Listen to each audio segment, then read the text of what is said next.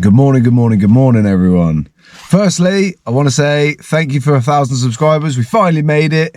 It was just a matter of time. So I appreciate everyone that subscribed. It's amazing. 1,000 subscribers, that is sick. So thank you all for that. Now we've got all that stuff out the way. Today we are back at the shed. The E36 is finally going to get some attention, so let me show you what we've got going on. E36 is currently idling up.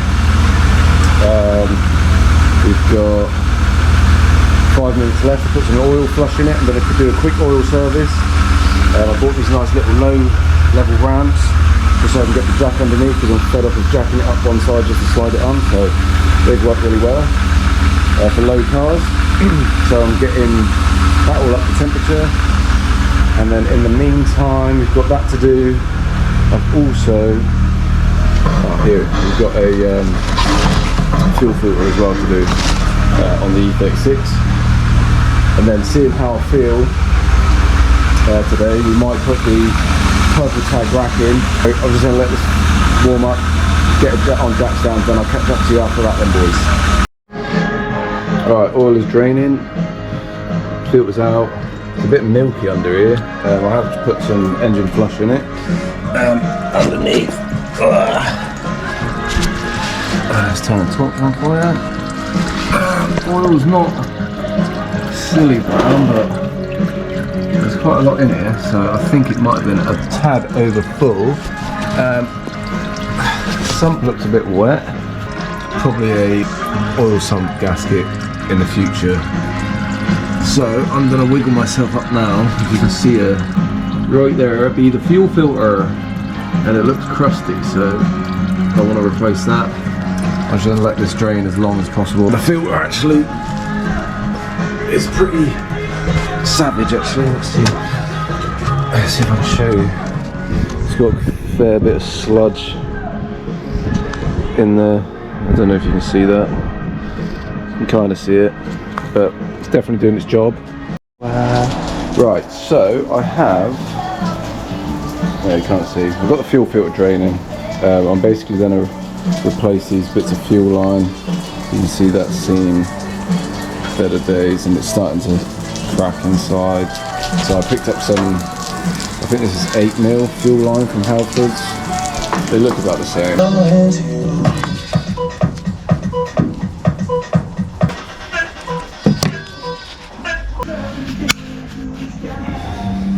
So we got new lines, new filter.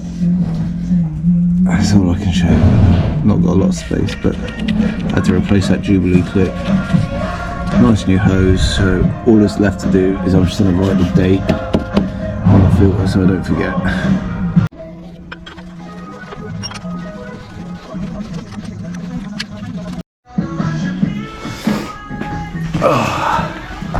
Right, we should be able to see pretty well under here. Right, so here is our diff.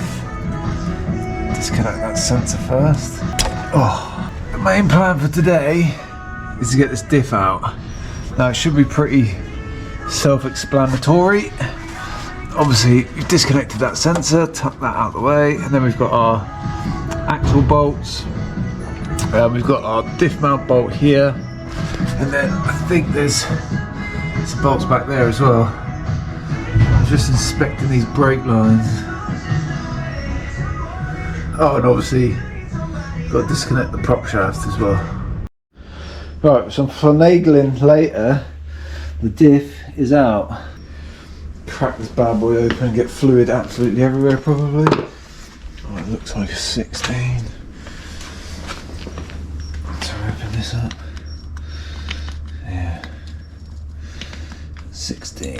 Right, I'm just going to change the battery on this, and then we'll go ahead and get the diff casing off. Oh, that come off way too easy. I think it's definitely low on fluid. You can definitely see that she's an open diff. Not for much longer. Let's just pull this oil out.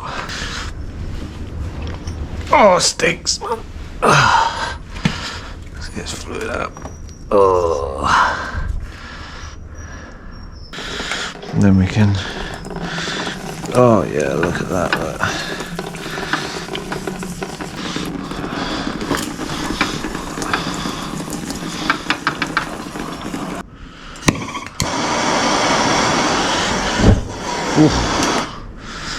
There she goes. Hopefully it doesn't set my table on fire. Let's not set my table on fire. Oh shit. Oh well. There we go, that wasn't the smartest of ideas, was it? So I just went and saw Nigel. He's my neighbour. We cut some plates and he done his magic. Safe to say she is now welded. So you can just get the gist. This middle bit is a plate. It's probably about 3mm thick. I just got him to weld it all together. Around here somewhere. Yeah, I can see it just at that liquid molly bottle. Let's just grab that quick. So I've got 75/90, and then I think, I hope, I've got some. Oh shit! Oh, here we go. Then I hope to Jesus that I've got enough black silicone. This should be enough, because there was a paper gasket on here, but we're not using that, so I'm just going to do the inside edge or outside edge, just so it gets a thin line of silicone over here, and close her up. I was going to see if I had a little mishap with the fire yesterday, and I set alight the dish with brake fluid and it went up in flames, so that was a learning curve. Don't piss around with fire. No, just going to pour it in. Still loads in there, that's the problem. Oh, fucking hell, didn't even get any here. We're running out. Done.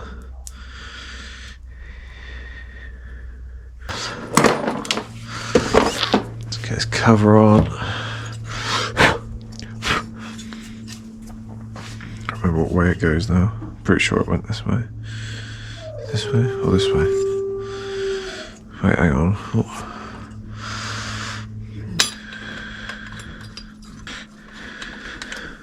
Let's just wind it up by hand.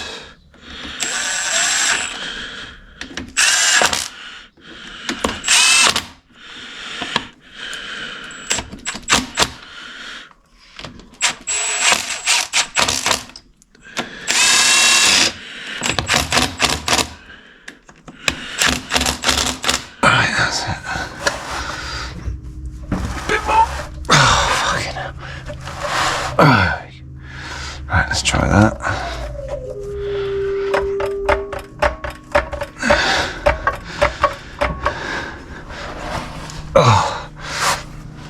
Oh God.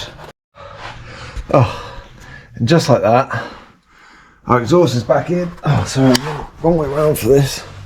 And our diff is back in. And our exhaust is on. It was a bit of a ball ache because the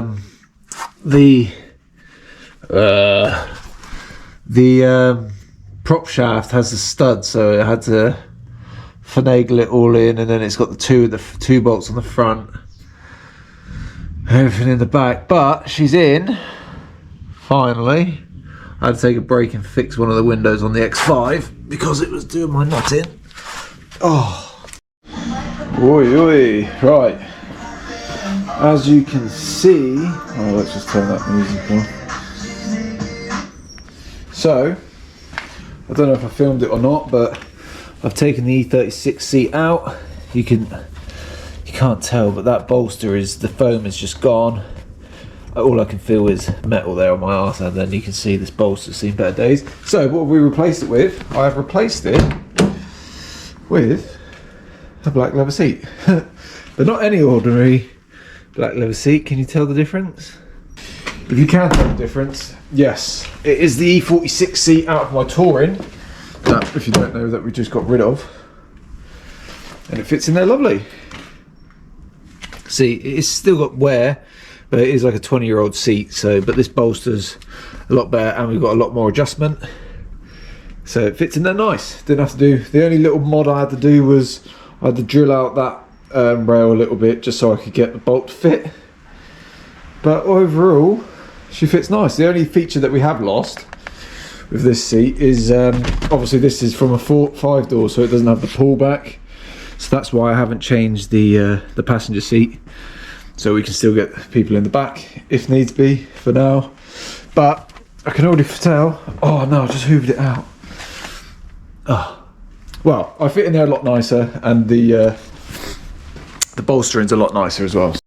Right, things have escalated slightly. So, as you remember me saying, I do have a purple tag rack for this. I didn't film removing this because you've seen me butcher it before. So, I'm in the middle of swapping some bits over. I managed to get the inner and outer tie rods off. They're so small on an E36, look how small the inners are.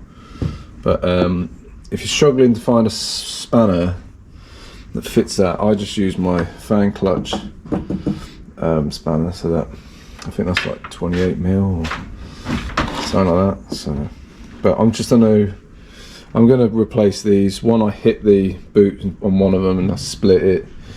We'll talk about that. We'll worry about that thing. So I nicked this part from the E46 as well because that's just slots in really nicely on this rack. My one is like butchered on. I can't get that off. But the ends where it connects to the steering column's different. So on my one you can see on the E36 it's just all splines, whereas the E46 one does have a slight notch in it. Now I don't know if that's going to make a difference, and I think there's slightly different lengths, so you can swap these over. So that's what I'm going to do now. And then I'm going to get this purple tag back in the car like this. I'm going to order new inner and outer tie rods, and then I can just put them on. The boots are alright, they're not split or anything, they just need to go clean. I have cleaned them once before, but obviously all the road grime and stuff sticks on them. So I'm going to just quickly take this one apart, swap it over, then attach that to the rack.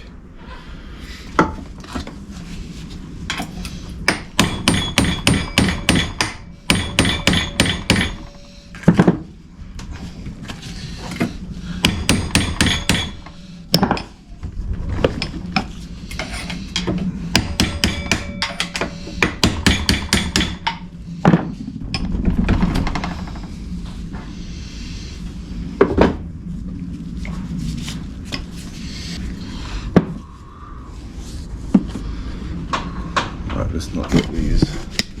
See, it was just a bit of corrosion that was on the end of the shaft.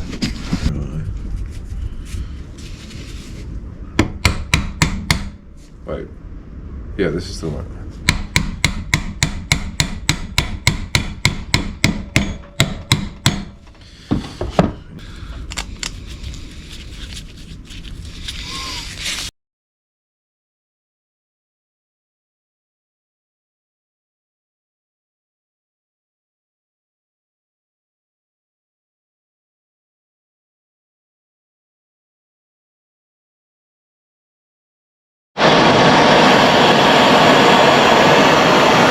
Probably the best tool I've ever bought. This type of saved me so many times already. So if you haven't, go get the blow tools because they're fucking good.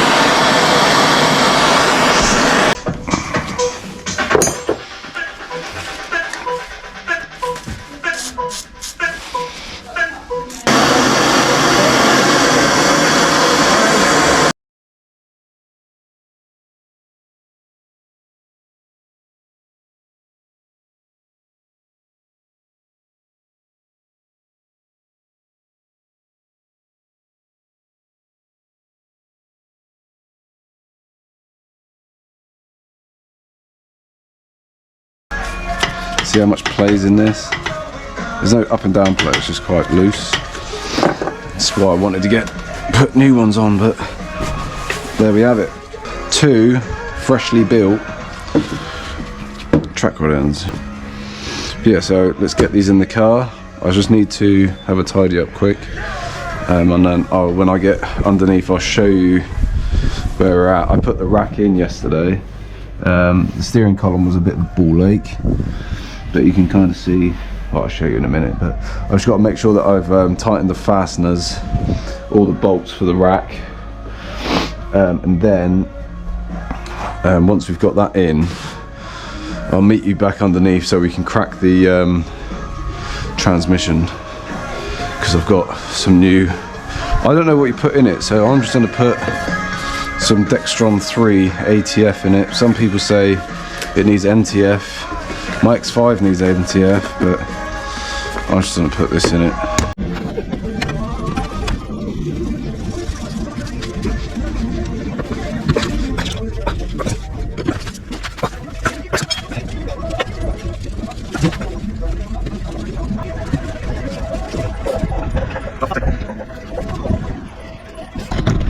Just joining the gearbox. There's not much space down there. I didn't think I was doing this, so that's why I didn't jack it up that high. Oh god. Where are we? That's draining. I'm pretty sure this transmission holds like nearly 2 litres. And 2 litres definitely didn't come out of it, so. Right, we're just gonna let that drip away. Oh, we're gonna wiggle out. Oh, you can see. Oi, oi, oi, purple tag boy! We've got our new tie rod assembly in, racks in, all lines are done up. I was just finishing doing them ones up here. Boots are on and all fastened. Gearbox is all back together. I think about not even 500ml of fluid come out of that trans, so I've put about 1.5 or until it started pissing out of the feel, so hopefully it's going to feel a bit better. Again, this side's all done. I've cleaned everything under here. I made a mess with the ATF. But yeah, everything's good, so I'm just going to tighten up these, then tighten up these tie rods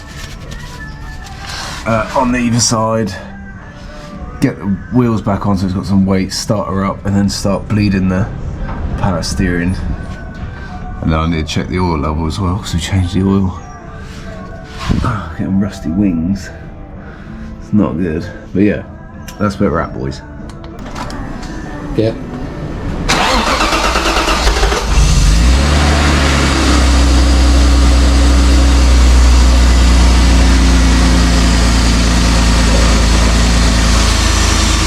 Needs more.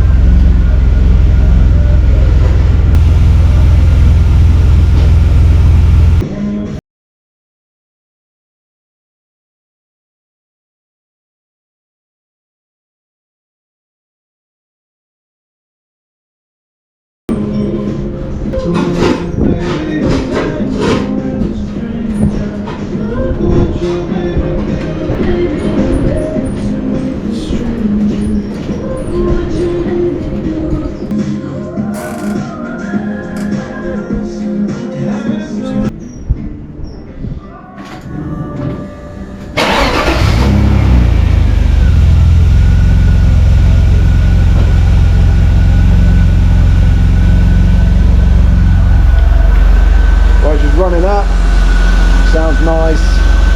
Check the fluid, it's pretty easy on these. They're like the bleed, I guess. I just filled it up and ran the steering wheel back and forth. Feels good, no dead spots. So I'm just going to keep an eye on it.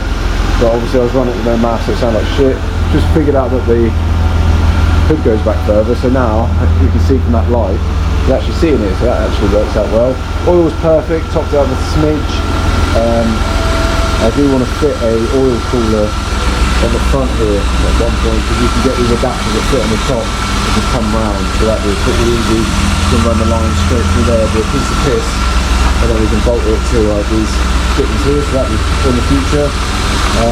Yeah, running good. Next thing is go for a test drive, but I've got one more thing, and that'll be let's fit these wheels and get the tracking done, which we'll do in the next video. So that's it, boys. Hope you all have a great new year, and I'll see you in the new year with a fresh video of the E36. So I'll see you all later. If you haven't already, hit subscribe and keep up to date with the channel, and I'll see you all in the next video. Cheers and gone. Bye. And I've been counting days to get